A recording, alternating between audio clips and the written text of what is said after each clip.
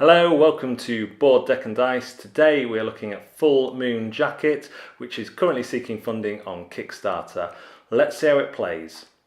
Okay, today we're looking at how to play Full Moon Jacket. Full Moon Jacket is a cooperative survival and objective based game which has a number of modes, but they all kind of set up in a very similar way.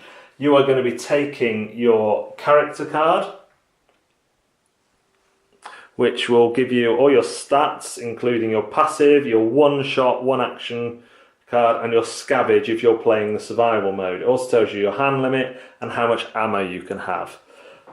So you take the required ammo tokens, pop them on there, that should be 15, but I'm being lazy, and you grab your purple starting cards. For the gunner, it's a machine gun and a dagger. And these will tell you how many ammo tokens it uses to fire this weapon and how many dice you get to that. Essentially, one ammo token equals a dice. Also, any bonuses that you get. So rapid fire allows you to choose 3 or the 5 dice. For the rapid fire gives the ones in brackets. Some let you re-roll, let you combo a 6 and that sort of thing.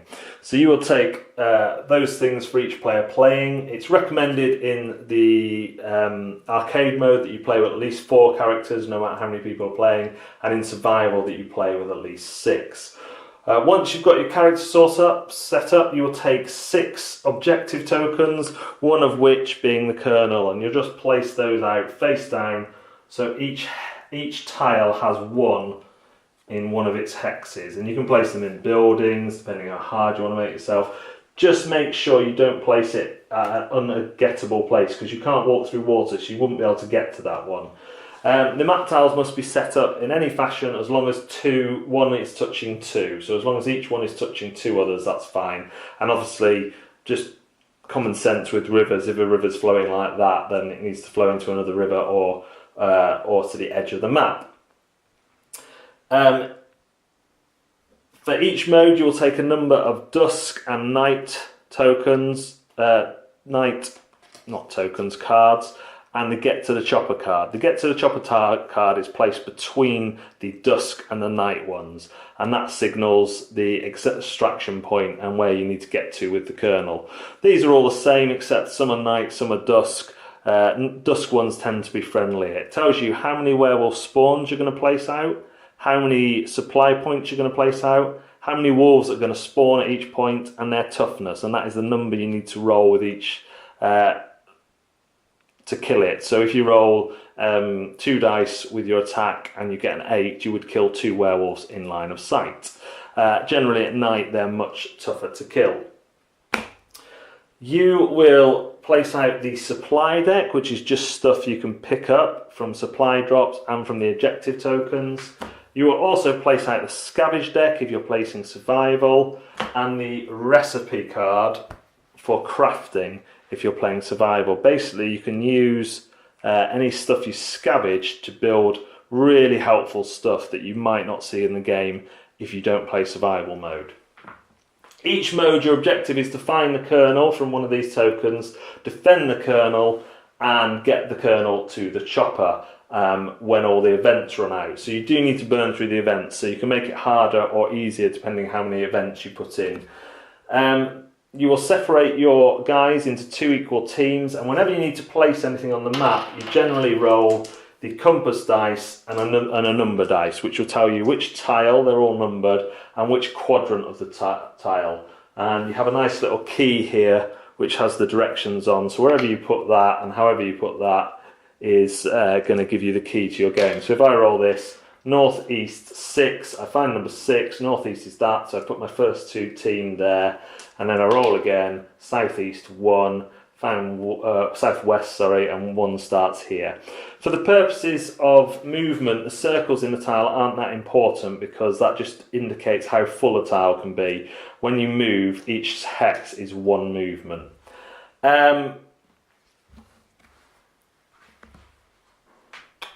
you also need to keep your werewolves handy. There's loads of werewolves, and there needs to be. And the way you put spawns out is again with these dice. So let's say we're some way through the game and we have spawns all over the place, and werewolves all over the place, and we go through an example turn and what you can do on that turn. The werewolves do come out very quickly, so it's likely you're going to be surrounded before too long. The first thing that happens is a character action. Characters have 2 actions on each turn, and they can use them in different combinations. The first thing they can do is move. Move is 1 action, so they can move 2 squares. They must obey things like bridges and entry points into buildings and stuff like that. So some of the buildings have stairs, that sort of thing. Actually, set this map tile up wrong because I wouldn't be able to go there because there's a building, so I'd be trapped. So I'd have to say start here and come out across the bridge, for example. Other actions you can take, you can use an item, so any item you have picked up from the supply deck, could be a claymore. If it's a weapon, it just works as other weapons. Ammo, to refresh your ammo. There's lots of ammo in there and you're probably going to need more ammo. There's a rocket launcher, grenades, but a medikit and claymores. These are ones you can use for 1 action. You may craft an item if you have enough of the scavenge deck cards. You can craft an item as per the recipe card and add that to your hand, keeping the hand limit 6. Then you can spend 2 actions to carry an injured character. The way health works in this, you can take 2 hits basically. When you take your first hit, you lay your character down, that character is injured. The colonel is always injured for the course of the game, so he can only take 1 hit. So if you want to carry an injured character or carry a colonel, you have to take 2 moves to do that, 2 actions to do that. And you can scavenge to draw a top card from the scavenge deck. There's actions that are free every go, and that is to exchange equipment or to resupply. Supply drops happen like this. When the event tells you to supply, again, you roll the compass, you take one of the supply dice, you roll it, and that's how many supplies you can take from that hex. So you put it in the middle of a hex, and if a character's here, you can draw up to that amount of cards for free, of course obeying your hand limit. So let's say the first person takes 2, they get the grenade launcher and some ammo, they just flip that down by 2, and there's still 3 supplies to be taken at that place. After the characters have all done their actions, the werewolves move. The werewolves move by smell, and they will move 2 spaces towards the nearest target. If the target's at equal distance, they will choose the juiciest, and I always take that to mean the ones that are weakest or the ones that have more characters in. So if you had the colonel here, for example, the werewolves would come down here. But they all move towards the nearest people and even into their space, into their hex, should that be possible. After that, it's the character's attack action.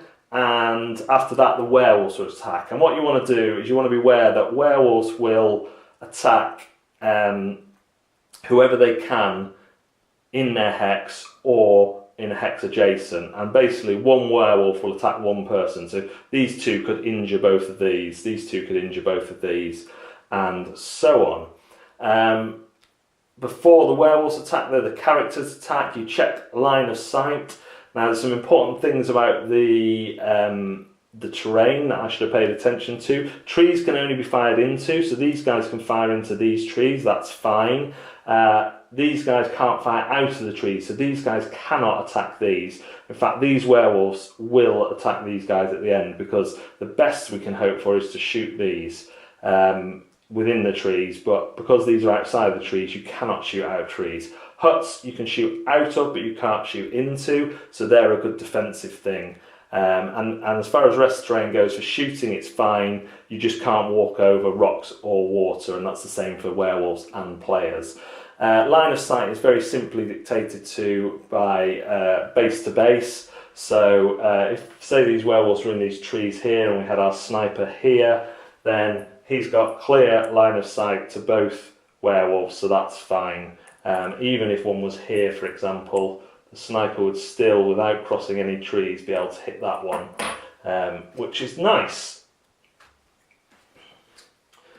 So for each character, they would choose if they were going to attack or not. They would spend ammo tokens equal to their attack. So if this guy's attacking for 3, he removes 3 ammo tokens, rolls all 3 dice, and adds them up, and then divides them by the werewolf's strength. So here we've got 6 divided by 4, you only get 1 4, so they would take 1 werewolf out. After everyone's done that, the werewolves would attack. So here they would attack 1, here they would attack 2, and then you draw the next event. And you go on like that until you've discovered the kernel, you've got the helicopter out, and you've burnt through all the events. So you would move around the board, checking those, the kernel's there. Once the chopper comes out, you would place the chopper on the board. It's not a case of just getting to the chopper though, you must survive the night too. And that is a very basic look at how to play Full Moon Jacket. Full Moon Jacket is a cooperative game with miniatures, a survival game really. Whichever mode you choose, you're going to be surviving and trying to get the kernel to the helicopter. Now, you have to survive all the rounds, so in some ways the kernel coming out earlier is not great because then he's vulnerable. But you do need to get to those objectives to get supplies, especially if supplies drops aren't coming out on the events. I really like the way everything hangs together in Full Metal Jacket. Everything makes sense, everything works smoothly. You take your character actions, the werewolves move, you attack, the werewolves attack any remaining attack, and then you draw a new event card. And this is really smooth, and it means you can plan and think about where the werewolves are likely to go, who they're likely to see as a desirable target, and all sorts of things like that, and you can try and account for these. I like the use of terrain in the game. It's not overly complicated, it's simple. You can shoot into trees and out of huts, and that makes huts really valuable. You can get into a hut and create a kill line. Sometimes there's 2 huts, depending on which map you use, that kind of create a cross like that, but then later on a spawn might turn up in your hut, so then you have to move. I also like the rivers and the bridges. Again, you can create a kill zone because the werewolves have to come across the bridge to get to you. If you've got the player with claymores, that can be particularly devastating. But you are at some point going to run low on ammo and supplies and have to make a break for an objective token, which is a risk because it could be a werewolf, or for those supply dice. And I really like the way they work. I like the way that that number on the dice is how many supplies you will have. That is based on luck as well, and I guess some people moan about that, but thematically you could say that the supplies have been wrecked, or this is just how many there are. There is luck in the dice, but again that's mitigated by clever powers. You have to use your ammo as well. I really like the one-shot powers, and I really like on survival mode, that's the, I'm not sure if it's in Nightmare as well, but definitely in survival mode, the ability to craft even better equipment. And each player has a crafting power as well. So that's really good. Really fun to add that element of surviving by making stuff like tripwires and bombs and things like that, not just the stuff you pick up. So, you know, scavenging to save your life is quite enjoyable. There are a lot of dice rolling in it for all the weapons, and that can go your way or not, but often you feel like you've got good odds to deal with what's around you. If you are surrounded by werewolves, it's usually because of your planning rather than the spawns, although when 2 werewolves turn up at each spawn it can be a bit hairy. But again, if you use your teams effectively, you should be able to deal with it. What people might not like is a lack of variety in the enemies. All the enemies are werewolves. They all have health dependent on the event that's come out. There's no were pigeons, there's no were owls, there's no were anything else but werewolves. In the prototype copy I got, the sculpts were really good. They were all of one style, but on Kickstarter there's going to be more styles. Also, the 3 modes that are included, Arcade, Survival and Nightmare, are just really harder variations on the same theme. You're always trying to get the colonel out of dodge. You're always trying to rescue the colonel. So to that degree, your goal is always the same. It just might be harder or easier, more thematic with the survival mode. And I do recommend people play that. Also, the recommendation is that you play with at least 4 characters on arcade and 6 on the survival, the full accompaniment. This again is to make it easier. The game starts off fairly easy. The dusk events that you'll be drawing first are the easier one. You rarely get 2 werewolves spawning at each spawn. That's not 2 werewolves whole, that's at each spawn that's been put out. And of course you won't have as many spawn locations out there because you're just starting off. But the difficulty does ramp up quickly as the werewolves surround you, and you do have to make use of your surroundings and your skills and your ammo wisely. Having said that, I don't think this is having said the kind of thing about there only being one type of werewolf, I don't think this is a mini game in the same sense of Massive Darkness, where you'd expect loads of different enemies and they'd all have their own stats. This is a survival co-op, so to have minis at all is great, and to have 3 different moles is great, and you're fighting the increasing challenge of the odds and the number of werewolves rather than the different things that need different tactics. You will need different tactics depending on what you craft and what you are able to craft, and using the different soldiers, but you're not going to see that variation in enemy. There is some talk in the campaign of a campaign mode, and that will add more variety, but the variety here comes from setting up the maps and all the stuff that happens on the maps, the variation of where you place the objectives, where the werewolves spawn, and that's all decided with that really clever compass dice system. I have really had a lot of fun with this. It is simple enough to play quickly and deep enough that you don't just feel you're running around doing the same thing every time, despite those things I've mentioned. So it's on Kickstarter now. I think it's at a really good price for a game that is a lot of fun for people looking for a new cooperative game where you're fighting against increasingly difficult odds. It's got a theme that I've not seen before. I've not seen werewolf theme outside of social deduction games, and I've not seen a game based in Vietnam before, so to base those two, you've got something very unique. So that is Full Moon Jacket. Well worth checking out if you like your cooperative games, well worth checking out if you like your miniature games. Go follow the link to Kickstarter. Thanks very much for watching, Board Deck and Dice. We'll see you next time.